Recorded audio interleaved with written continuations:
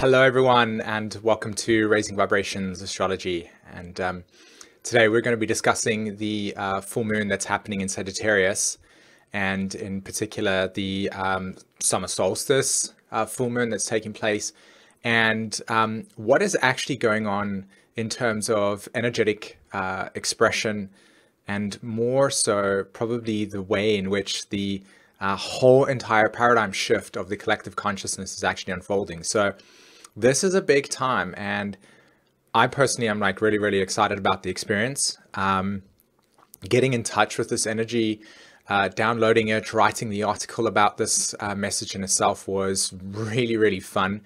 I personally had massive amounts of downloads and huge amounts of energy shifting within my own personal karma and life story, which, you know, in another video, I'm happy to share with you because there's a lot going on with raising vibrations as well.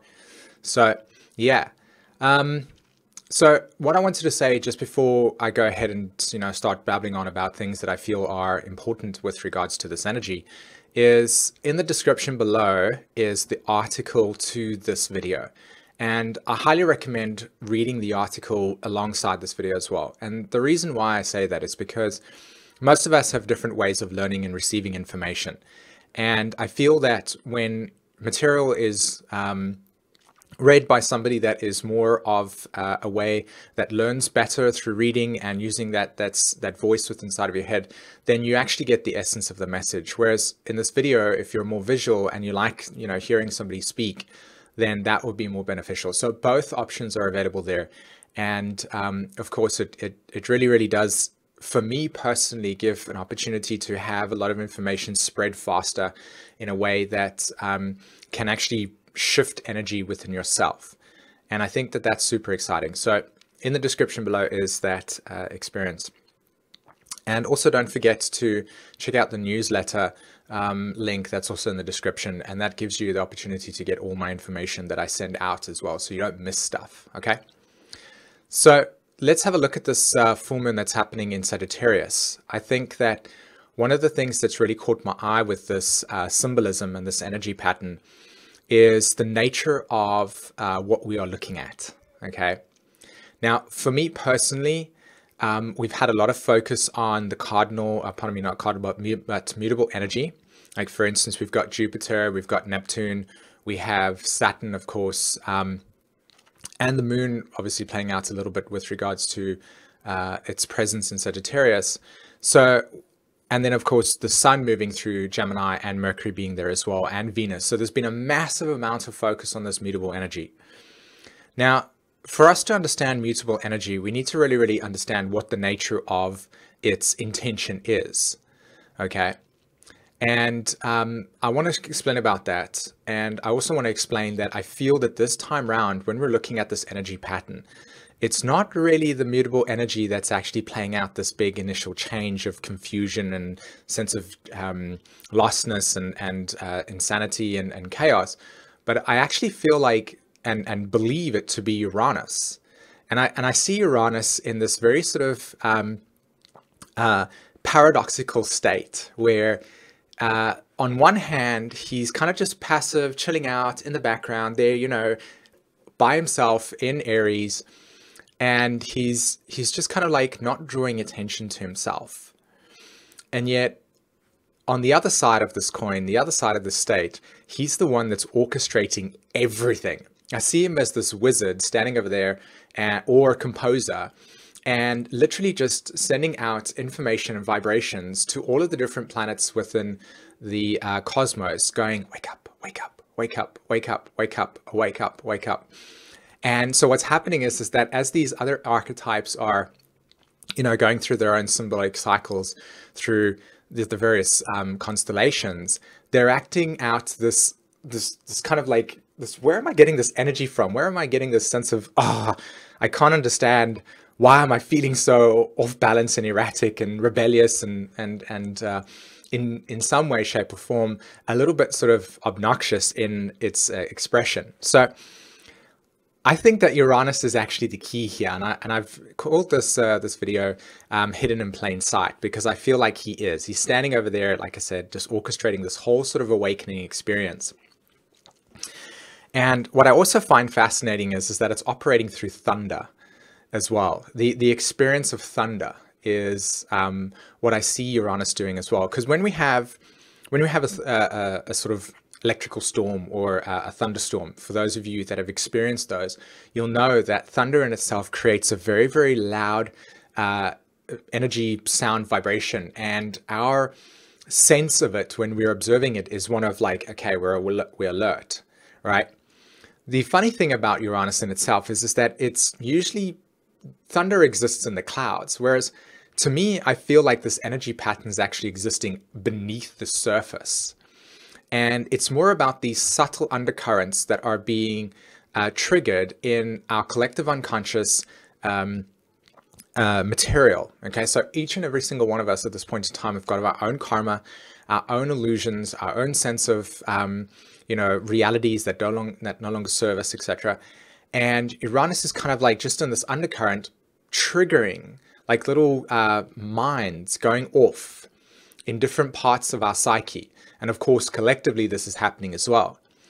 And it gets even better with Uranus in terms of his sneakiness, because we're looking at the surface and we're going, revolution, chaos, things are changing there. This is madness. What's going on in the world? Whereas to me, I feel that Uranus is actually going, we're out of alignment with our natural blueprint. And what's going to happen is that we're going to become very aware of all of the collective distortion, pain, out of alignments with natural law, overextension of masculine energy, undervaluation of feminine archetypal structures within our own personal lives as well. And the stuff is going to just shake it up like this. And we're concerned with looking at the surface value stuff, the more conscious expression of it. Whereas, like I said, all of this actually coming to the surface for us to actually wash away and cleanse. And that's what the mutable energy is about, that purification of what comes to the surface.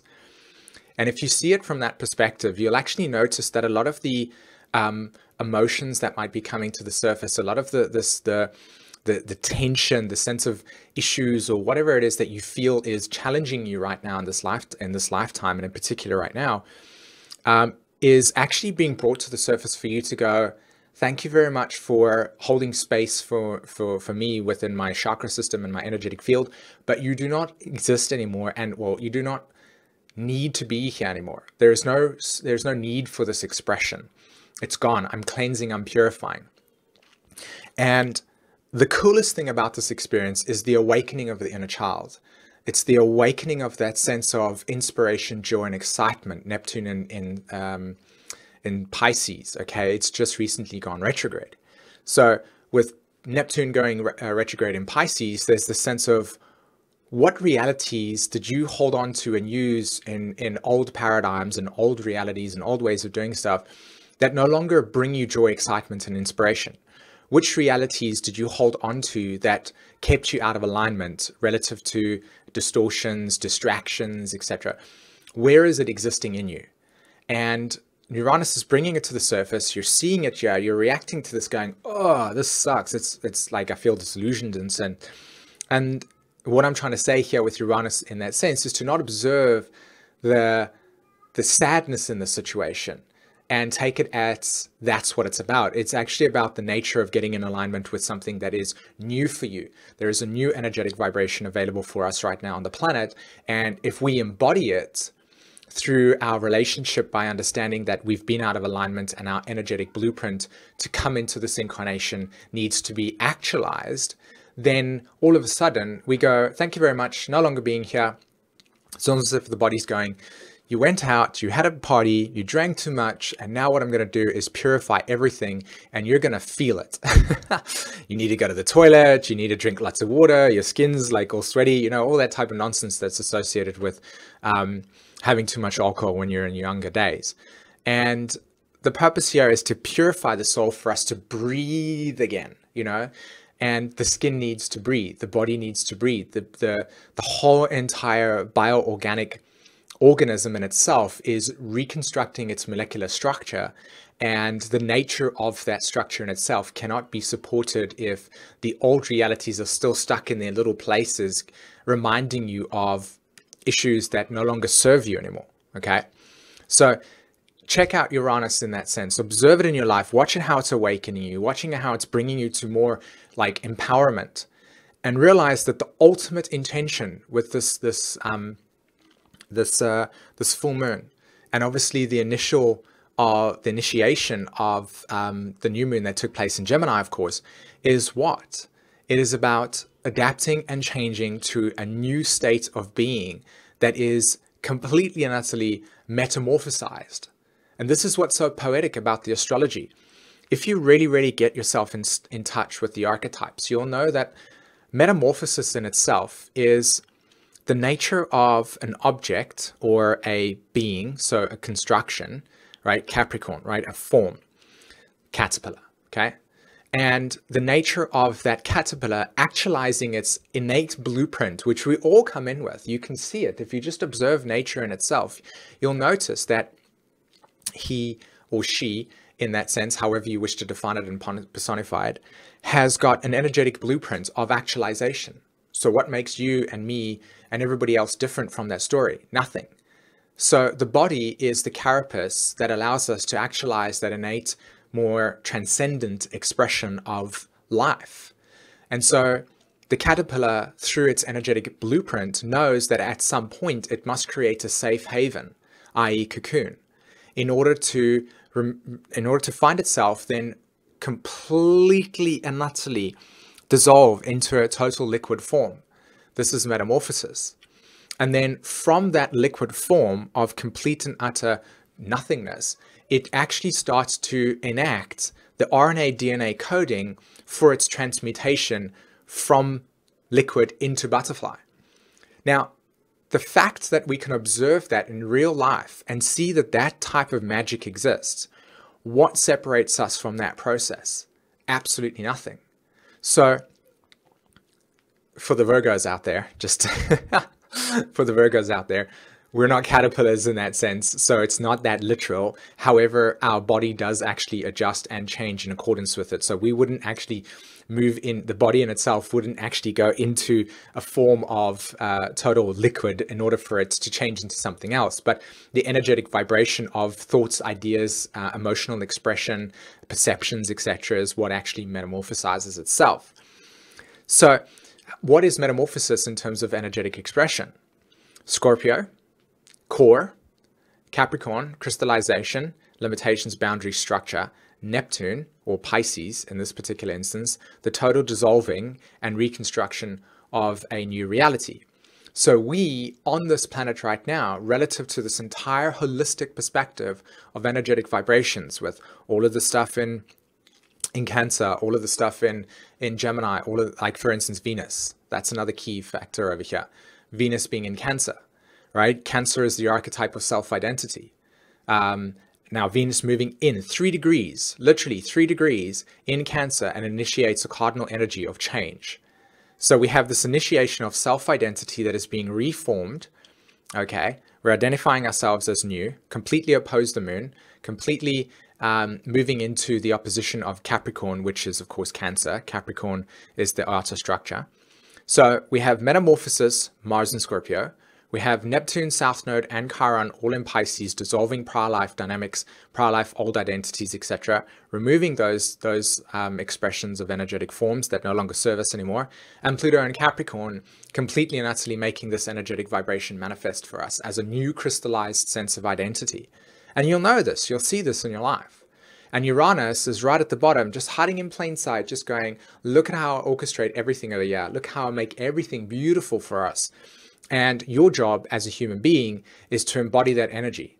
It's to actually take the process of looking at life and saying, my energetic blueprint is to transform myself relative to my own story. And your story is relative in your chart. Now, the key here is to understand the concept and the idea that the heart is what transforms it, right? The sun part. And when we look at the summer solstice, for instance, and when we look at the nature of arcing, okay, in other words, the progression of circles, we'll notice that we are all born with the sun essentially on the ascendant, i.e. consciousness moving into form, right? The ascendant, that's why it's called the rising sign. It's actually the ascendant that moves, not the sun. So the signs are moving like that relative to an awakening experience. So if the sun is then, if the ascendant is revealing to us our natural trajectory of awakened state and first house stuff, then the sun at the 12 o'clock position, where it is in the summer solstice, is the actualization of that life, the midpoint. So this is the time where the inner child comes out. This is the time where the joy and energetic vibration of your whole entire blueprint is manifested. And we all know that the sun will rise, the sun will hit the midpoints, and the sun will descend. And that is our Earth timeline. We have the past, the present, and the future. So we've resolved the past, we're now in the present, and we're creating the future. And this is what this energetic vibration is about. So if we can get stuck in that process and understand that, embody that within our own perception of ourselves, and really see the work that is available for us right now, what is stopping us? Okay. All right, guys. I hope that you enjoyed that expression. I'd just like to let you know that the article is down in the description below. Hit the like and subscribe button if you haven't already, or if you're new to this channel. And I'd also like to let you know quickly before you go that there is another video out that is coming out really, really shortly, explaining to you what I'm doing with Raising Vibrations, and especially the Know Yourself, Learn Your Chart astrology, which I'm really, really excited to be sharing with you. I've released the video showing you the type of idea that I'm working with at this point in time. And so I'm like really, really excited to be sharing with that. So check out the channel within the next couple of days, and I'll share with you more on that. Other than that, guys, have a fantastic full moon experience, and I will speak to you soon. Take care. Bye-bye.